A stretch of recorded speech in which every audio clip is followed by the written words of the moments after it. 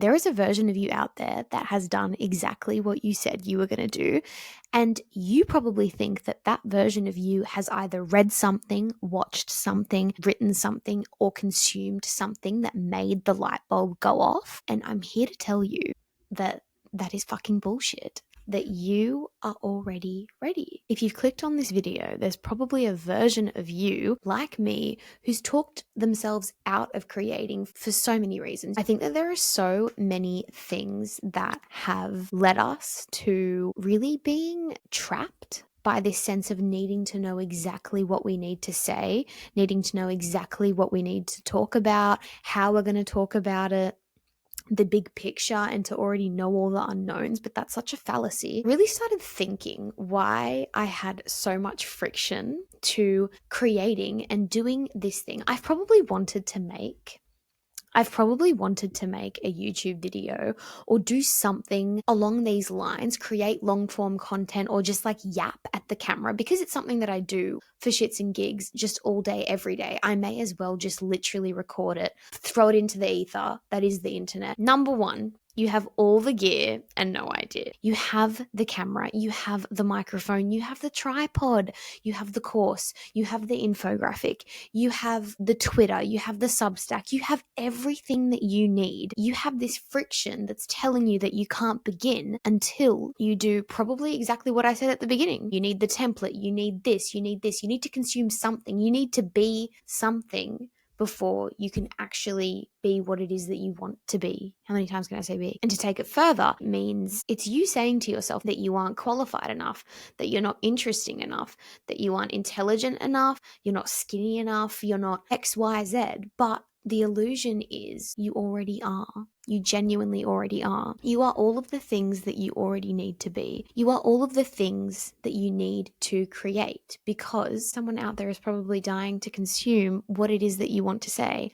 Because, as I will touch on later, nobody can say it like you can. Number two, you have this paralysis that I like to call the burden of truth. Now, of course, this is an homage to the burden of proof, which is a legal concept that you learn about in law school. It's basically like this onus that one side has to prove something to a certain standard. What are we going to do with all of this knowledge that we're just suddenly accumulating? I genuinely feel like I'm charged with some kind of responsibility. I don't know whom I owe it to, but a sense of responsibility to do something with all the knowledge that I'm accruing, or all the content that I'm consuming. Like, I have to put it somewhere. I have to create something with it. And it's almost like this sense like I owe the world something with all of this information that I have and the life experience that I have. And it's like once I know something, I can't unknow it. So I have to do something about it. I think it's quite a common phenomenon to have, which is probably why so many people have started creating content in general. They just feel the need to do something with it.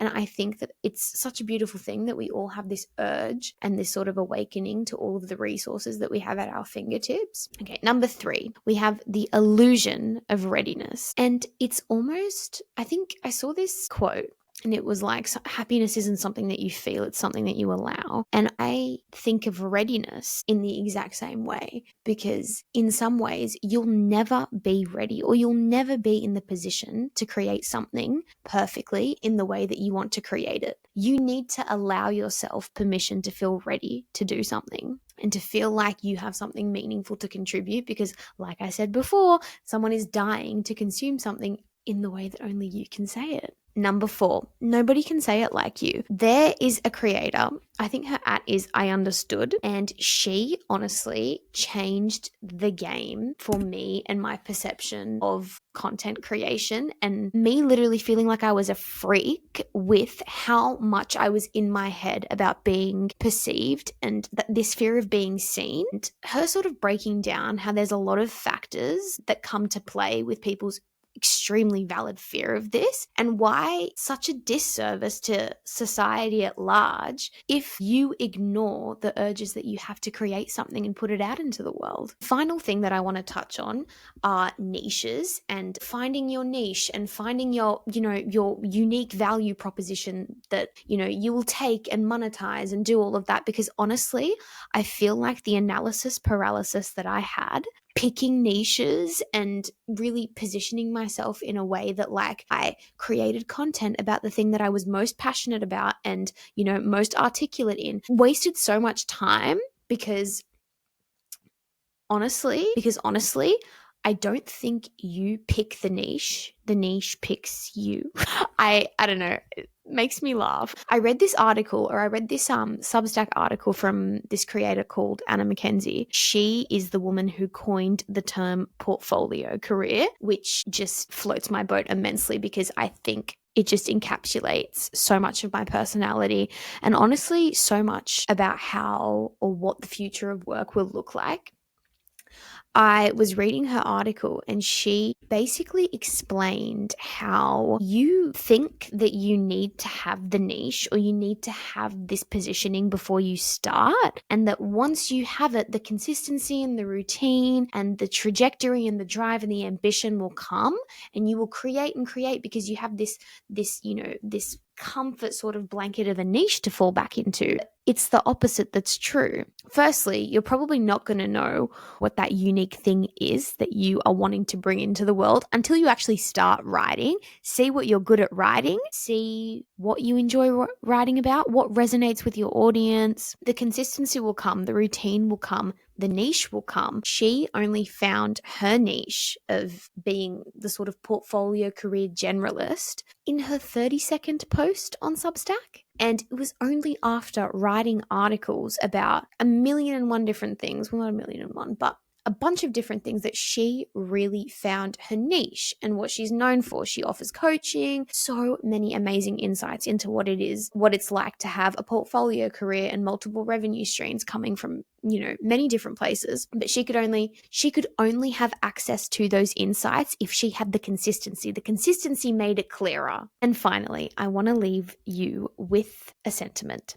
Potential is the saddest word in the English language. It genuinely is. And I think the emotional weight of potential, honestly, it seems a lot like a weighted blanket. I mean, it is to me at least. And I think we can all admit that you can really find comfort in your potential, especially if you're aware of it, that as long as you don't try and you don't give 110%, you can kind of sleep easy knowing that you could have never failed. I mean, potential's all in the hypotheticals, right? It's who you could be as opposed to who you are. You always have that as, you know, this cushioning, but this is so toxic because it's literally a petri dish for procrastination. Procrastination thrives in a mentality like this. It's an interesting image I've conjured there. Oh, I'll be this eventually. Oh, I'll be this eventually, but, you know, it'll never go away if I never act on it. I'll always have my potential. Potential is the ultimate toxic placeholder. It's almost like having placeholder events on your Google Calendar that are super exciting to look forward to, but they're just placeholder events because you never actually confirm if you're going or not. I know that's a really like rogue analogy to use, but they'll just always be there. So the excitement and the dopamine is always going to be there, but you're never actually going to know what it's like to go. So if any of these resonated with you, please let me know. I've linked a bunch of my other social handles in the description, and I will see you guys in the next one.